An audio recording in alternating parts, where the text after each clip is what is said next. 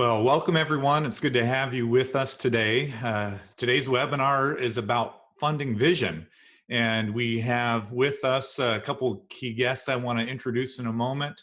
But I'm glad to have you with us. So several months ago, our team was together and just talking about daily. We're helping churches across the country figure out where they believe God's calling them into the future.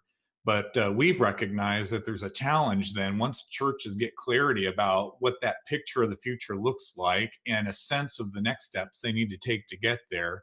Figuring out how to fund that vision is a challenge. And so today we're going to be looking at 4 reasons that church vision stalls. And with me, a couple of guests. First of all, let me introduce Joe Sangl. Joe is with Enjoy Stewardship Solutions, and Joe has a great history in that. Several years ago, he traveled and spoke at conferences with Dr. John Maxwell, and then ended up purchasing and running Enjoy Stewardship Solutions from Dr. Maxwell. And today he's helping churches across the country clarify vision and then take the steps to fund the vision. And that's specifically why we wanted him to be a part of today's conversation. So Joe, welcome to today's discussion. Thank you so much. Fired up to be here. And then additionally, I want to introduce to you Marty Schmidt. And Marty is the lead pastor of The Bridge out in Ottumwa, Iowa. And believe it or not, I was sharing with Marty a couple days ago, I've actually been to Ottumwa, Iowa, and Ottumwa is actually known for somebody. Marty, you want to introduce who it is that came from Iowa? It's the legendary Radar O'Reilly from the MASH TV show. That's right. So Marty, thank you for being with us. We invited Marty because he's had some experience trying to fund vision and through the years have found some things that work. And I'm hoping he's going to share some things that didn't work along the way as well, so we can learn from that. We're going to try to hit as many topics as we can today. But I know you will probably have some additional questions. And at the end of our conversation, we're going to have a live Q&A. And if you'd like to participate by submitting your questions, you can do that through the chat function. If you scroll down to the bottom of your screen, there's a chat icon. You'll have the opportunity to submit your questions there. We'll try to get to as many of those questions at the very end of our conversation.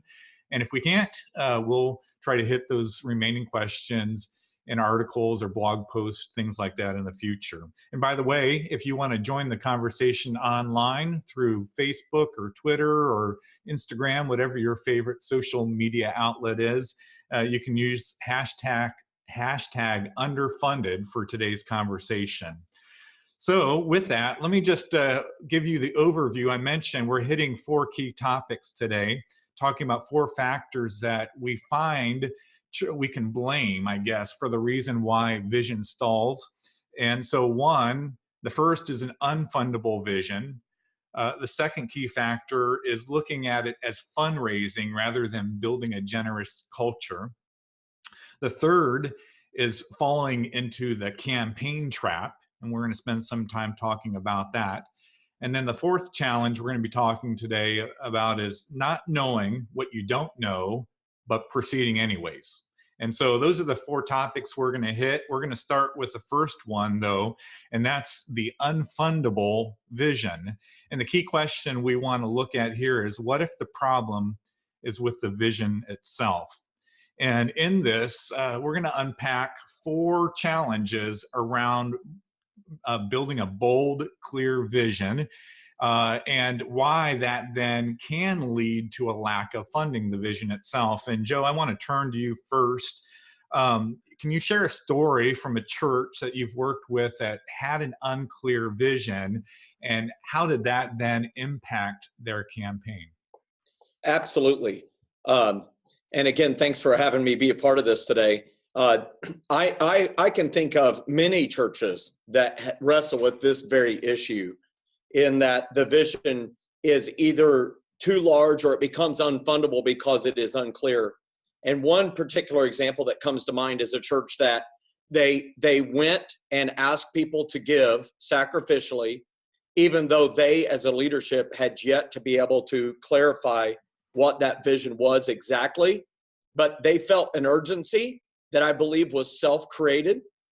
So they went out and asked people to give anyhow, and they let the calendar run the day instead of the vision run the day. Hmm.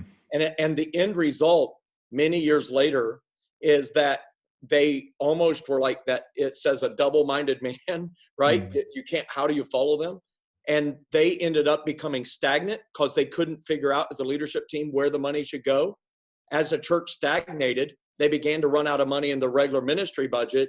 They actually used almost all of the money raised for the projects actually to fund their budget, and eventually ran out of money on the regular budget as well.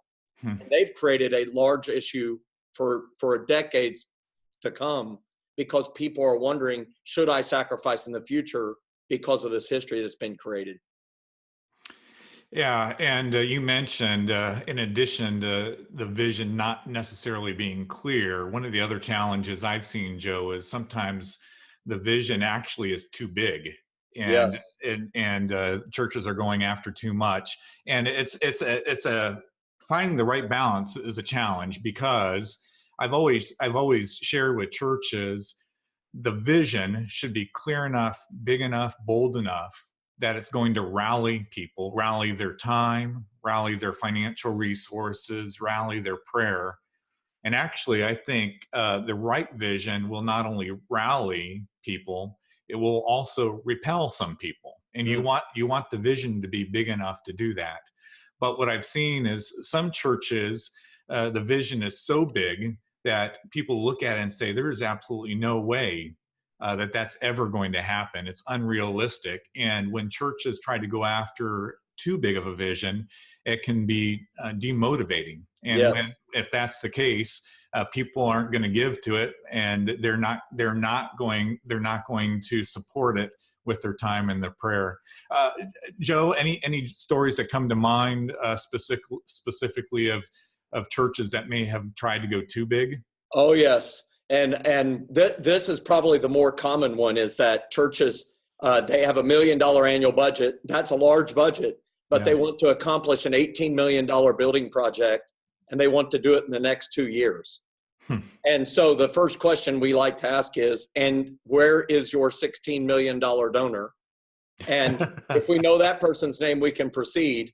And I really think at those moments, you have to talk to them about scaling, and you have to talk about the elephant and how do you eat an elephant? Well, that's one bite at a time. And it's okay to have that very large vision, but not so much that it repels everyone away, as you mentioned. That's right. Marty, we've talked about a vision that's too big, but what's your experience with either in your own ministry or ministries that you're familiar with churches that the vision wasn't big enough, and that actually demotivated people from participating? Yeah, I kind of formulated the start of my vision based on that. When the Bridge, our church started 10 years ago, and we didn't even have the internet in Iowa at that time. And so like the ability to learn church planning was lost on me. I mean, I kid you not, it's the X Games sport for youth pastors. And so I was planning a church based on not much awareness. And so I had a vision of plant a church, but beyond that. So I moved to the community, and the first church I talked to, they said, well, I don't know that we need another church. Why don't you build on the south side of the community? We've got the north side taken care of. And for me, that really summed up. Their vision was the well-to-do. You can have everybody else. And the next church I go to, I walk in and I'm like, hey, I'm just trying to learn about the community. And the pastor said, don't come. This is a hell-forsaken town. I'm leaving in 2 weeks. Don't come. It's the best thing you can do. And so for me, like, these are the only two conversations I had with churches in the community. And the one says, we got the rich people. And the other one says, don't come. And so for me, we formed a vision of, hey, let's be open to anyone and let's go here. And so I think my vision was shaped largely because of the lack of vision from them. But I'll say this, just to kind of tie to it. 2 years in, we planted our church and we were running around 200. And for me, that was like a larger church that I had seen. And I had accomplished the vision. I planted a church. And that's where the struggle for me of like, well, what now? And I really was like, I've planted the church, now what? That was kind of like this thought, and I had to move away from maybe selfish dreams and really invest in God. What is your vision? And I think, well, that propelled us to the next stage. And so those are a little bit of my experiences for, wow, when there's bad vision or no vision, like there's opportunity for others who have it, but then also the vision keeps moving forward in scalability, like kind of what Joe was just saying. You got to bite off what you can chew at the time. Well, by the way, I've actually spent time in Iowa. We used to live out there. So I'm grateful, Marty, for your willingness to take that risk and plant a church out in Iowa.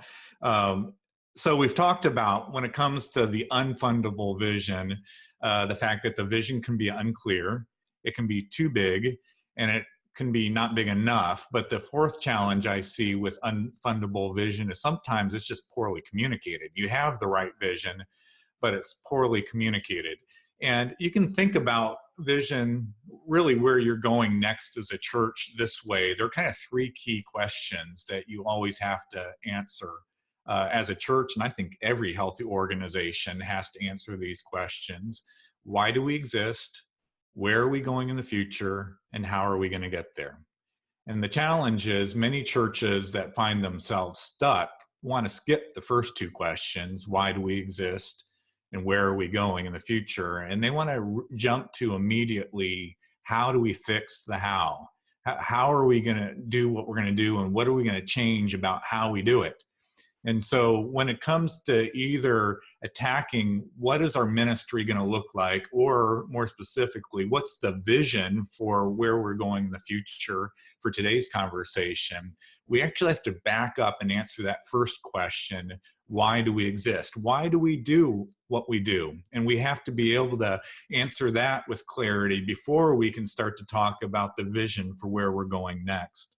Additionally, another challenge I see around poor communication of vision is that churches sometimes don't honor the people that should be hearing about that vision first. In other words, you kind of want to think about it in terms of a cascading communication strategy.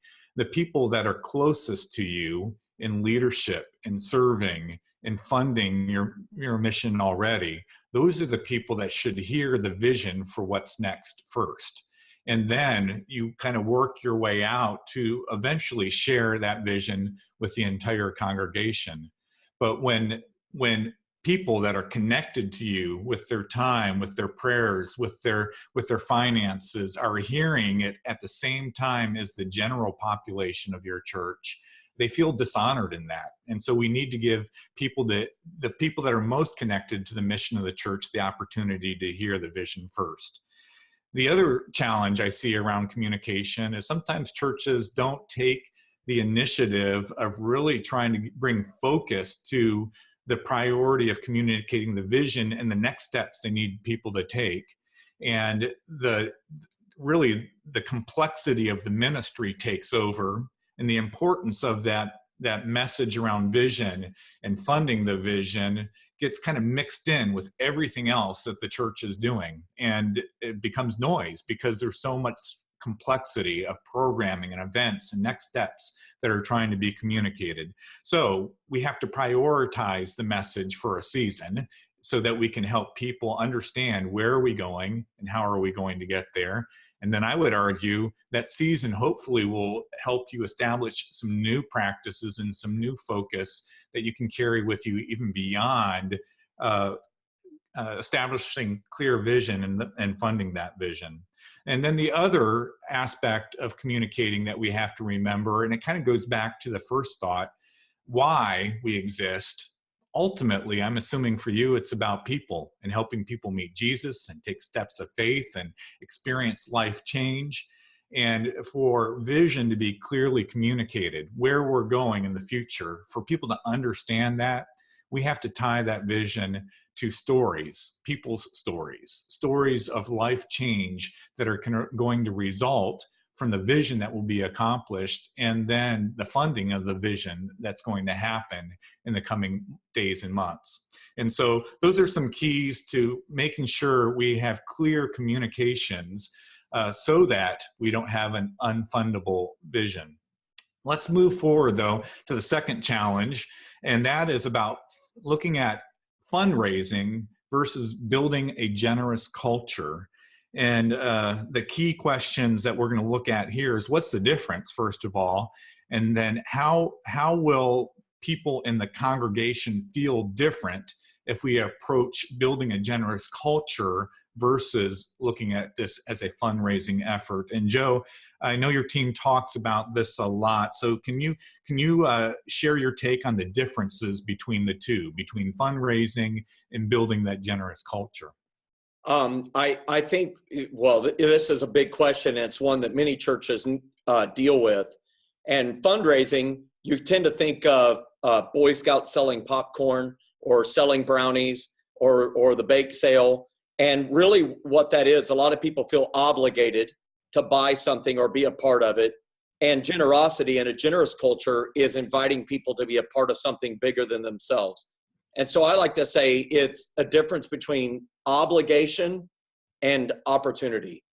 And, fundraising kind of obligates people, and generous culture says we get to be a part of something. So we have obligation versus opportunity. Another way to say it is we've got to be a part of this. That's obligation, or we get to be a part of this, opportunity.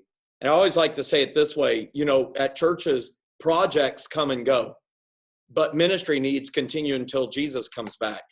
And if you don't continually teach and help people in this area of financial management and stewardship, then they won't give very often, and you will train them to literally give only 2 projects instead of expanding vision all the time. Joe, with that foundation in mind, can you give us some practical ways to start building a generous culture in our churches? Yeah, the first way is you have to talk about it, and you have to talk about money in a healthy way.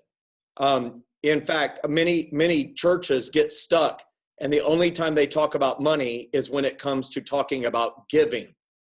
Yet God retains ownership of the rest of the money as well.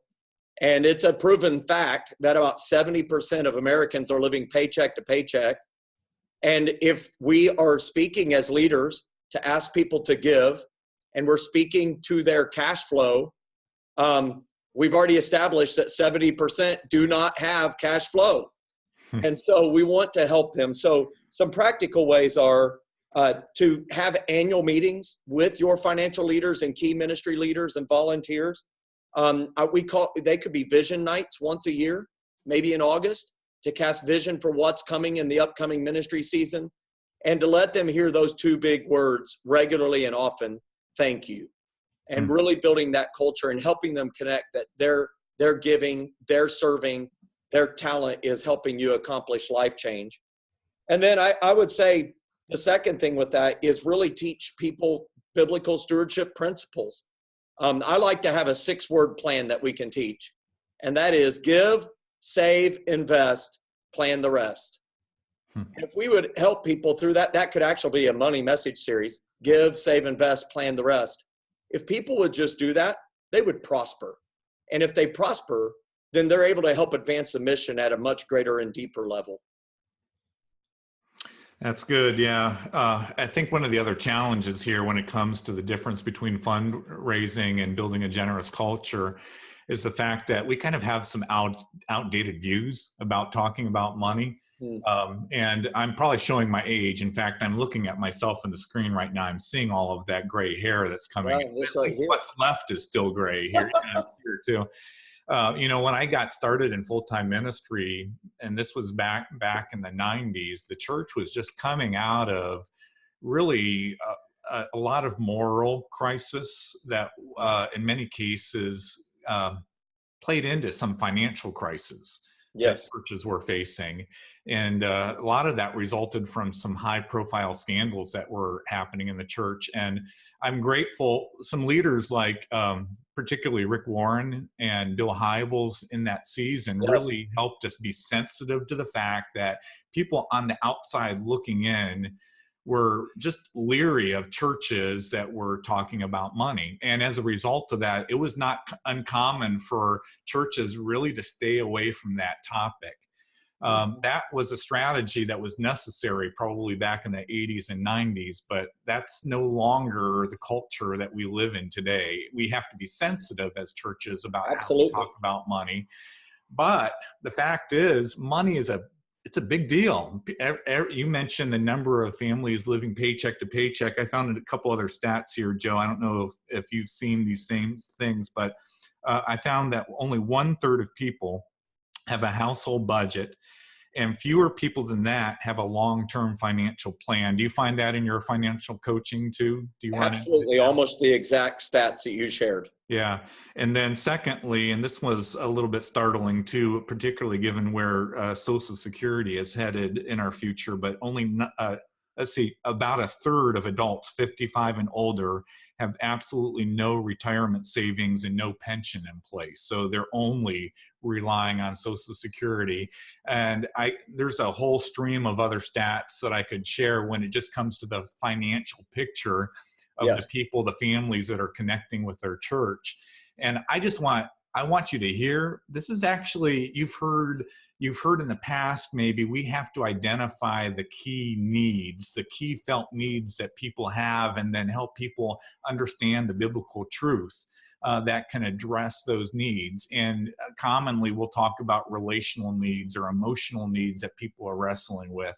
But where people are financially, it's a big deal. It's a huge felt need, and I challenge churches now. You should be teaching a series on financial health every year and help them understand some new practices when it comes to managing their money. Help them understand the value of generosity. Talk specifically about giving to the church because it's critical to their discipleship. Where your treasure is, there your heart will be also. We have to teach on this topic, and churches are stunned when they do this, that number one, the giving actually does increase for them to fund their mission, for them to fund their vision. But it ends up, because it's such a felt need, actually attracting more people to the church because they're feeling the pain and they're looking for answers. And so this is an opportunity for us to reach more people, help them get healthier in their spiritual journey and certainly with their finances, but then also to be able to fund the vision that God's called us to. Marty, I know this is a challenge for pastors, though, talking about money, teaching on it, helping people get to a place where they're healthy and they're also then giving to the church.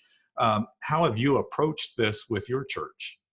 Yeah, I think the generation gap that you talked about, that generation was my generation's mentor in some ways. And so we never heard a sermon about money. We only heard like, don't be greedy kind of thing. And so we've really had to re-paradigm on our own because we weren't mentored into a healthy philosophy on teaching about money. And so just some things that we've done that I think are really important is that I brought in other voices. I find that other voices speaking to this topic actually give me more credibility when I talk about it, because what's in it for you, pastor, could be one of the primary filters that people listen, like, well, yeah, you just want to get paid. And so bringing someone else in was an advantage for us. And then the other thing I would kind of recommend too is just working into other topics. Like worship is connected to finances. So if you're talking about worship, talk about heart issue so it doesn't have to just be the series. You don't want to hit it every week. I think there's just these flows you can do. And then it comes back to stories too. And anytime we share story, we share stories via video, via newsletter, via the once a year annual meeting. I think those are really, really beneficial. And I think the last thing I would just throw in there is over time, I've gained trust with the people to talk about what would be perceived as a hard topic. On the front end, it took me 3 to 4 years to build trust with the majority. But now that I've been here a longer season, they've been with me a longer season, they've been disarmed in their oh, I don't want to hear about this. They've heard me talk about things. And so okay, I'm curious. And so I think time is actually something that people don't talk about. Have you earned trust to talk about this topic? Yeah. That's good. And over time, then, as you build that trust, you earn their respect, and probably that sense, that confirmation that Marty actually wants me to be healthy and to take my next step toward Christ. And when people recognize that, I think they're going to be more receptive to what you have to offer on that topic. But let's jump ahead now. I want to look at the third challenge. And the third challenge is this campaign trap. I remember even when I was in ministry, it felt like one campaign after another campaign after another campaign. And so the key question we want to look at here is, what's the difference between launching a campaign and leading people on a spiritual journey? And Joe, I think part of this challenge, it actually begins with how pastors view their responsibility in talking with and discipling the financial leaders in their church. And there's a level of insecurity I notice many times with pastors when it comes to their financial leaders. Mm-hmm. Do you see this? And if so, why do you think that insecurity exists? Well, you've hit the nail on the head. I think a lot of pastors are greatly intimidated by financial leaders. Not all church leaders are, but many are. And I think a few of the contributing factors, there's a lot of times a pastor, surprisingly, most pastors don't go into ministry to make huge amounts of money. And so they don't make decisions with huge amounts of their own money. And so many of them are not financial leaders. They're not running large businesses. They don't have huge real estate deals. And so they're kind of intimidated by some of the decisions that their financial leaders are making on a daily basis. But then the pastor realizes they are running an organization with hundreds of thousands of dollars or millions of dollars. And I would say, hey, recognize that you are a spiritual leader for those financial leaders. And financial leaders many times are some of the loneliest people on the planet. Many of them are first generation wealthy. They've built a business or they've really elevated in their profession. And they go home and their brother is trying to make it to Thursday. And they're currently pondering a $250,000 decision. And so you as a spiritual leader, man, you have that calling, that unique gifting. So go and serve your ministry leaders, recognizing, hey, you may not know everything they know about money, but you definitely can help them grow in their relationship with the Lord. And they desperately need that level of relationship in their life. And I think another reason, when you look at pastors, is if they went through any level of formal training as a pastor, they didn't receive training on this.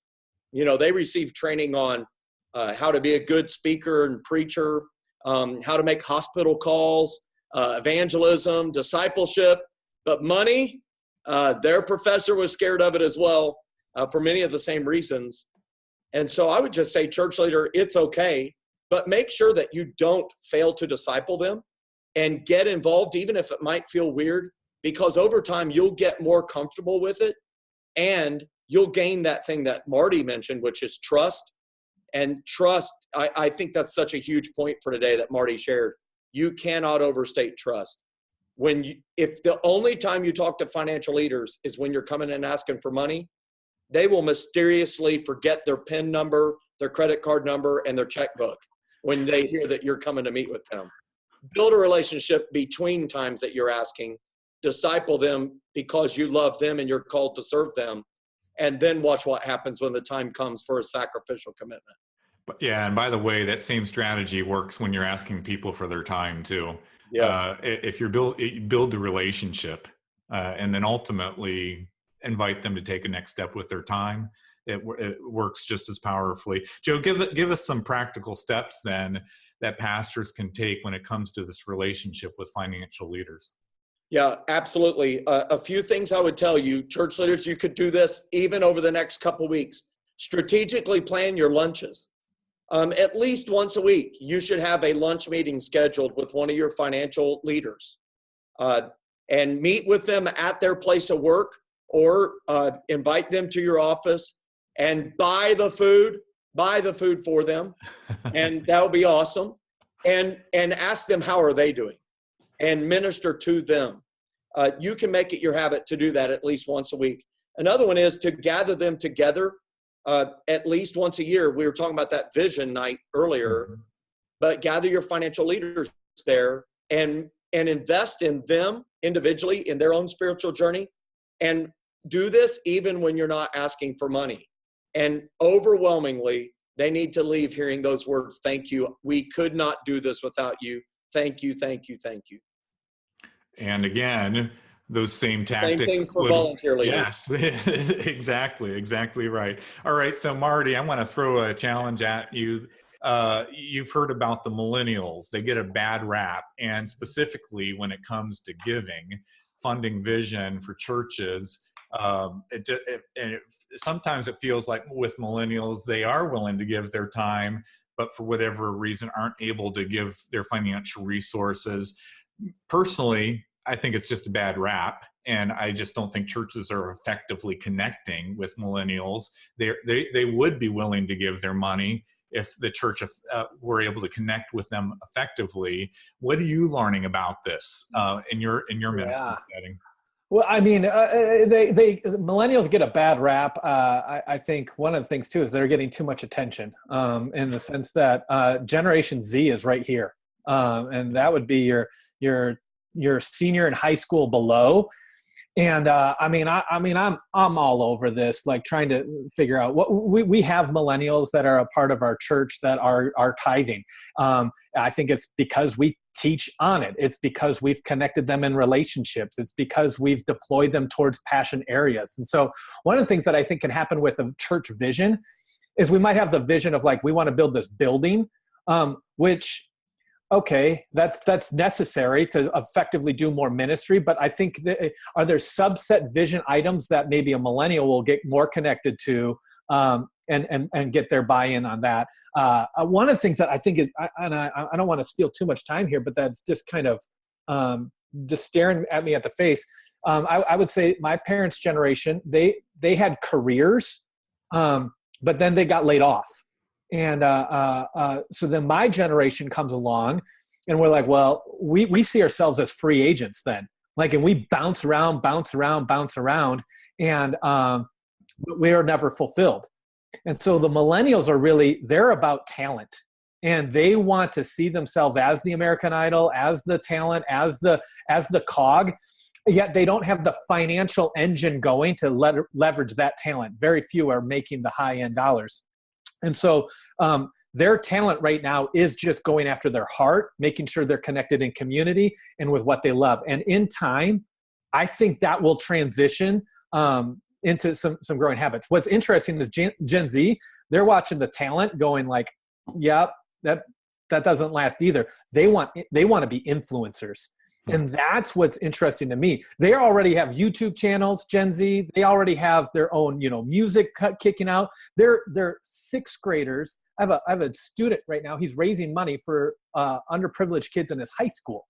And so he's not a millennial. He's a Gen Z. He wants influence. And so he's going after money to accomplish what he wants. Well, what if he got in line with what the church wants? That's powerful to me. So for me, one of the things, get them connected with others. How do you do that? I'll be honest. I hired them. I hired millennials because they know other millennials. And I think you have to continue to leverage their community by going after training them up. So that's that. I'm training them up. I'm hiring them, and I'm deploying them to go figure it out themselves. And I'll tell you what, we have them giving. That's good. Yeah, I guess I'm actually a Gen Xer, and I think I'm in a boomer body though, for whatever reason. I don't know how that ever happened. And I can remember way back when the older generation in the church complaining about us too, our generation, not engaging, not giving and all that. And I just think that part of that's probably just the nature of the beast. We always look at that next generation and assume they're not as good as us for some reason. I'm not sure why. But there's so much potential in both the millennial and Gen Z, Marty. So I'm glad you're raising that. I just want to add too, you need to address what are your means in which they can give.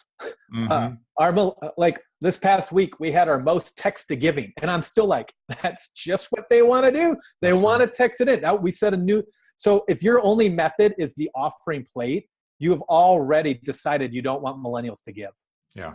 Yeah. My two millennials don't have a checkbook and they don't have cash.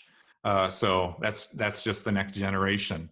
So here's the fourth challenge I want to discuss, and that's not knowing what you don't know and proceeding anyway. And so here, the key question we want to look at are, what are the aspects of raising capital that blindside many church leaders? Joe, I want to look at what your thoughts are here first. So what are some of those common blind spots for churches who try to raise money on their own? Here's some common blind spots. And this is such a powerful thing to look at. And that is that they get clarity on vision. The vision is fundable. It's the right size. We've taken care of these other three issues. And now the time comes for a campaign, a focused period of time for people to raise money. Well, one of the common blind spots is making it all about the money. Is we make the money the sole goal and we forget to connect it to the vision that's going to be accomplished. Nor do we ask people to go on a spiritual journey to get before God and ask him what level of sacrifice he wants them to participate in. And another one is that we try to do this too fast. That we as a leadership team, you as your leadership team may have been talking about this for several months, maybe even several years. And so now you're so excited that you've got clarity that you run out there and you believe that it's just a 4-week message series and then people are going to give to it. And you mentioned earlier, financial leaders get disenfranchised when you don't have those cascading communications. Mm-hmm. But one of the reasons why they're disenfranchised is this fact, and that is that of our net worth, 94% of it is in illiquid assets. And what that means is it takes a long time to convert it to cash. And if we race out there and only give them 4 weeks to get before God and ask him what role he wants to play, well, you can't sell real estate that fast. And the only way you can is to have a fire sale. And they would say, well, that's not good stewardship. So therefore they choose not to participate. And so I would just urge each leader to say, hey, give your financial leaders, give your church time so that they can marinate in the vision, truly get before God with their family, and truly hold all of their assets, everything God's given them, with an open hand, and say, God, what do you want us to give up? What do you want us to sacrifice so that this becomes a reality at our church? Most people want to give them the time and the ability to get before God, to have that conversation with him and be able to respond. Marty, I'm curious to get your take on this. Again, I know for many pastors, talking about money, funding vision, all of this is a challenge. And I think many times it's, again, Joe alluded to it earlier, we're not taught how to do this. No. And then many of us grew up in situations where, even as churches, we never talked about it. But for churches to accomplish a big vision, at some point, they're going to have to fund that vision. So for you, what were the things you found out you knew you didn't know you knew about raising money? Yeah. So before I planted church, I was a youth pastor, and we were on our third campaign in 8 years. And so, just for me, just kind of like, ooh, how do you raise? This must be the only way. And one of the things that is unique to our story is we went out and attempted to buy a grocery store, set before everybody, this is what we will do. Here's the money. We had Giving Sunday. And then the next Sunday, I found out from the architect, it was 4 times the amount that we anticipated. And that would be wrong order. So one of the things that I didn't know is that there is an order. And so if this is your first time hearing there's an order, I would encourage you, find someone who has done something like this before to help walk you through. There's an order. So what we end up having to do 2 weeks after Pledge Sunday, where people gave their first, we told everybody, we're not doing that project, give anyways. That's a tough sell. And so we didn't know what to do next. We had people alongside us who helped coach us on what to do in that unknown period, where we would have just kind of like, well, just hit pause. And And so for me, one of the things I found out was there are ways to on-ramp people who move into your community. One of the things I didn't know is people move out of your community. So they will have made a pledge that's significant, and then they leave 2 weeks after they made their pledge, and you're like, So that there's a way to kind of rally multiple groups of people to participate in the pitch and have buy-in to what the big vision is.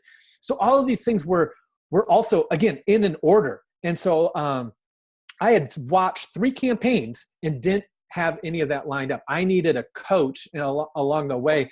I think another thing I didn't know is that it was important for us. We accidentally talked about money 9 months prior to our campaign, just general health, financial. And we didn't know that mattered. But in 9 months, much like Joe said, more people were ready because they were already fighting the debt battle and they had got out of debt. So I think there were some wins to us that we didn't know that. But I would say the next thing is not only do people need time to make the big sacrifice, people don't want to be on the rope for a long time. And so there's some management over like the season in which you're inviting them into needs to be thought through really carefully. The longer the church has been in existence, the greater permission to stretch the campaign out. The shorter the church has been in existence, I believe the shorter you have the ability to invite them into because of the churn rate that just is going to come. So those are some thoughts. Yeah. By the way, Marty, we've confirmed as we look at the churches we serve at in different communities that on average, about 15% of the people that are with you today won't be with you 12 months from now. So it really speaks to that churn that you're discussing, and that's going to be more for some churches and less for others. But it also speaks to the ongoing coaching that a partner like Enjoy Stewardship Solutions can provide, because it's not just a one-time ask at the front of a fundraising effort like we're talking about. There needs to be an ongoing conversation with the new people that will show up at your church as well. And by the way, this speaks to through the years, of course, I'm primarily working with churches, hundreds of churches. But I've also had the opportunity on several occasions to work with several businesses. And it's one of the things that's intrigued me about the differences between healthy businesses and churches is healthy businesses are willing to pay for outside counsel. And in fact, I'm actually writing a series on my site now about biblical practices that businesses practice, but stuck churches don't. And one of the reasons why churches get stuck is they're not following that biblical principle of seeking wisdom. And for many of us, we're not funding vision all the time, but people like Joe and those on his team, this is all they do. And because of that, they can bring wisdom and experience that we don't have. They can bring coaching to us to coach through the surprises that pop up during these efforts. They can help us have the courage to speak clearly vision and then make and ask. And they can provide accountability to make sure we follow through with the plan that we've outlined. And I'll just say this, again, we work with hundreds of churches. And what we're seeing is the churches that engage this type of process of trying to fund vision and bring a partner like Joe and his team alongside them always end up with more financial resources than the churches that do that on their own. So, Joe, I know that sounded like a commercial for you, but I'm assuming you've seen the same trend as you've worked with churches through the years as well. Yeah, absolutely. And I think one of the things that about Enjoy is we hired Enjoy long before I ever dreamed that I would own Enjoy when I was on staff at New Spring Church.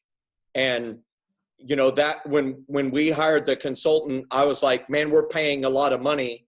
And then we ended up raising, $14.5 million in commitments on October of 2007, when everybody's 401k had turned into a 201k and then into a box of Special K. And we were like, we saw the benefit of it. And you're right. Proverbs 15:22 says plans fail for lack of counsel, but with many advisors, they succeed. And Solomon also shared in Proverbs 4:7 that the beginning of wisdom is this: get wisdom, though it cost all you have, get understanding. He's really saying if you pay, you'll pay for wisdom, but if you do that, all the other things you need will come along with that. And so one of the things that, just to share is when you look at your church embarking upon a capital initiative, there's great wisdom in reading 1 Chronicles 28 and 29. When David looked to build the temple and God said, you're not going to build it, he recognized that there's two tall orders here. One is the building of it, and the second part is the fundraising of it. And if you go look in the order of events, I know some people have asked questions about order. David went first, the leader went first in giving, then his leaders went second. And it says all the people rejoiced at the great response of their leaders. And David said, who am I and who are my people that were able to give as generously as this? And he commanded them to praise the Lord for it. That is a wonderful roadmap of a spiritual journey that ends up in a fully funded vision for churches. That's good. All right. Joe and Marty, hang on just for a second, because I'm going to try to put you on the spot with some of the questions that have come in. And in a moment, we're going to shift to some live Q&A here. First of all, let me just share, though, after the webinar, and I know many of you are joining us live, and then we'll have several hundred leaders that are going to engage this webinar on demand afterwards. But what we're going to do is provide some resources. Number one, we have a free download. It's called Funding Your Strategic Plan. It's an ebook, and we'll make sure that you'll have a link to access that resource. Secondly, Enjoy Stewardship Solutions. Enjoy has a capital campaign calculator, and we want to make sure you have an opportunity to use that resource too, so that you can begin to look at what is the opportunity financially we have to fund the vision that God has for us. And finally, we've linked here the need for clear vision with funding that vision. And for some of you, that may be the first step you need to take, is to get a clear vision for where God's calling your church to next. And that, of course, is something that we offer at the Unstuck Group, and we want to make that available to you and your team. And as you might expect, for different size churches, there are different tiers of what that looks like, both financial investment and what the process looks like.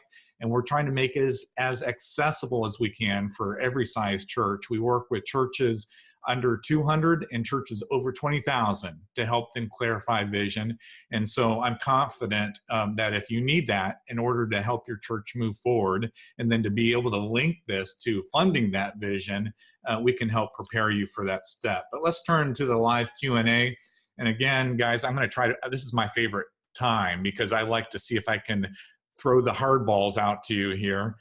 So let's see here. Joe, I think I'm going to give you this one. Can you talk about the desire to, in quotes, treat everybody equally, regardless of their financial status? In other words, do I only take wealthy people out for lunch? Or do I treat financial leaders or wealthy people differently? Yeah. Can you address that? That's a great question. I would ask if that same question would be asked about someone who sings wonderfully and somebody who sings as if it's a strangled cow. Would you treat them the same? Yeah, and actually, let me jump in. Your point is, and I've seen this, with high capacity leaders, you have to approach them one-on-one. Yes. You want them to invest their time.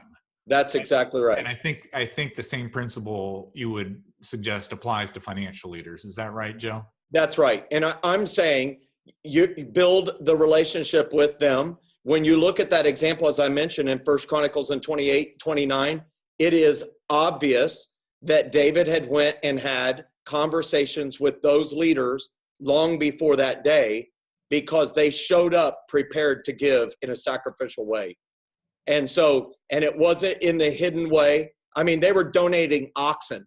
It's hard to give an offering of oxen quietly. And so I see that it was visible and that he had conversations with those leaders. So in the same way that you would put somebody who can sing and truly lead worship up front to lead and sing during worship, you should also develop those relationships one-on-one with your financial leaders, not because you respect them differently, but because you are honoring the gift that they have been given by the Lord. And that is, some of us have different gifts, and one gift is the gift of giving. Make sure you develop that. That's good. Marty, I think this one, we'll give you first shot at this. From your experience, what's the best time during the year to have a series on money? Well, I honestly, I think a lot of people are in tune with it in November and in February. I think you could sneak in January, but here's why November. People are already full of gratitude, and it's that season. I see that as a good time. One of the scary things about doing that is, you've got that holiday rush. Oh, and you got people maybe testing running the church, and so then you have this like, oh, here we go again. The church just wants my money when they're visiting during the holiday time. So you kind of, but we found that to be November was a great time for us to kind of at least do a single message, let alone a series. February worked out great for us. Again, people are kind of like realizing the January reality of what they just did in December.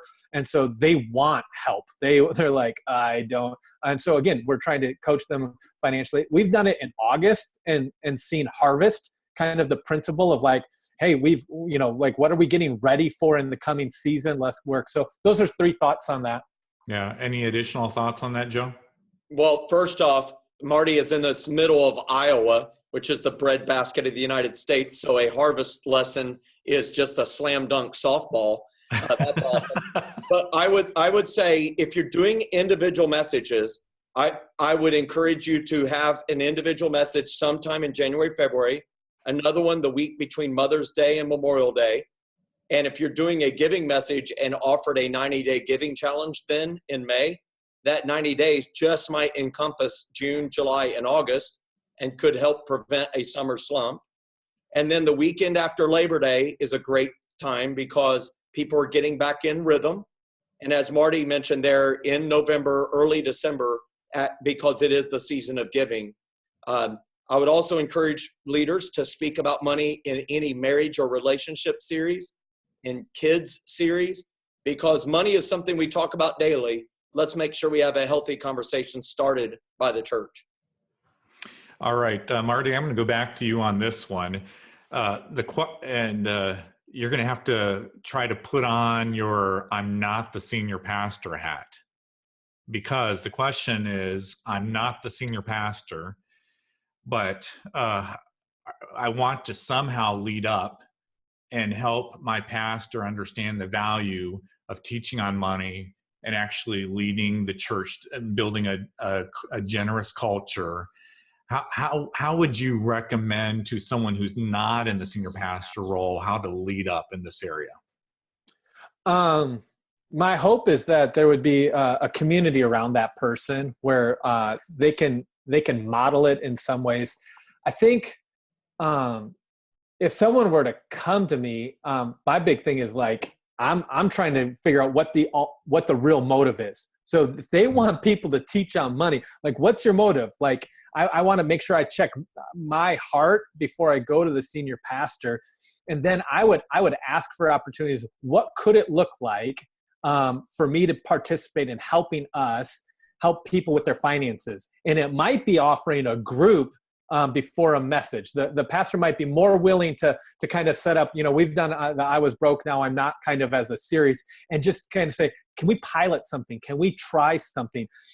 If you give it the parameters of, I'm just curious, could we try this? I'm more open, give them a time frame, but I would make sure my heart is good too, because as a lead pastor, I'm always like, what's your intent? What's your, are you trying to get hired? If you can give a giving message, then we have money for you. So check your heart and look for where you can pilot some opportunities. What would it look like if, we did this?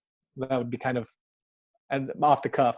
Yeah, that's good. Yeah, it's funny. I always liken these types of conversations to someone asking, how can I change my wife, or how can I change my spouse?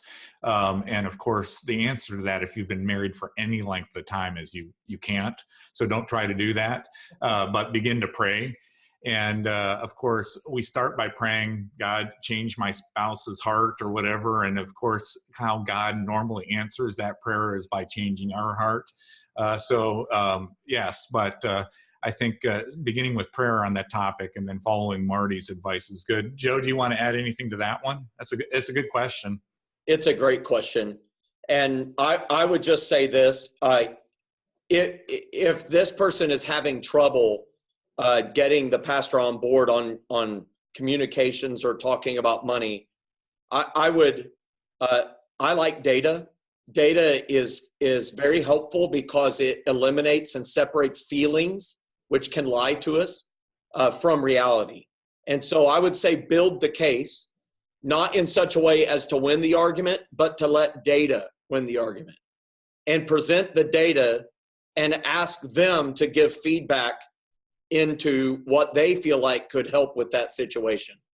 So if you see giving is languishing, share how giving per person per week has been languishing. Share how the weekly offerings have been languishing. Share how you only have 3% online giving. And then say, I've provided the data. What are your thoughts on this? I've thought of a few solutions. And I will say, as a senior leader, I love hearing about problems most when the person bringing the problem to me is also presenting one or two well thought out solutions. I don't receive them as good when they're just saying there's a problem and it's perceived that they're throwing it in my lap and it's my duty to fix it. So that's what I would give. Let's try to hit some of these in rapid fire. Marty, here's a good on the spot one for that. Should you share as a leader how much you give? I share in percentages very often. I don't know that it's in any way beneficial for people to hear the exact amount, because you got people who think you should make less. You got people who think you should share more. So yeah. I share percentages. Yeah. Joe, when it comes to other types of financial training, like workshops, financial peace, how I was broke and now I'm not, do those types of training efforts also help with funding the vision as a whole? Absolutely. Okay. I really like I Was Broke, Now I'm Not, since I wrote it and taught it. But Dave Ramsey's Financial Peace is great. Crown is great. Homegrown stuff is great, because I will tell you this, and it needs to be systematic. You need to always offer it, like you mentioned in the webinar. Ongoing stewardship ministry is absolutely essential to creating a culture of generosity in your church. All right. And then, Joe, circling back, you mentioned a couple of verses from Proverbs. Can you give us those references again? I think one was 15:22. Is that right? Yep. Proverbs 15:22. Plans fail for lack of counsel, but with many advisors they succeed. Proverbs 4:7. The beginning of wisdom is this: get wisdom, though it cost all you have. And I can write off 18 other money ones if you like, but we'll save that for another day. That's great. All right. So, first of all, let me thank Joe, Marty. It was great to connect with you today. Thanks for sharing stories. Thanks for sharing your wisdom. And thank you for joining us today. Just as a reminder, we'll be emailing you with a link so that you can download Funding Your Strategic Plan ebook after the webinar. It's a short resource, easy read, and I think it'll give some next steps coming out of today's conversations that will certainly help you. We'll also email a replay of today's webinar if you want somebody else to hear what we discussed, and included with that will be a link to Enjoy's Capital Campaign Calculator.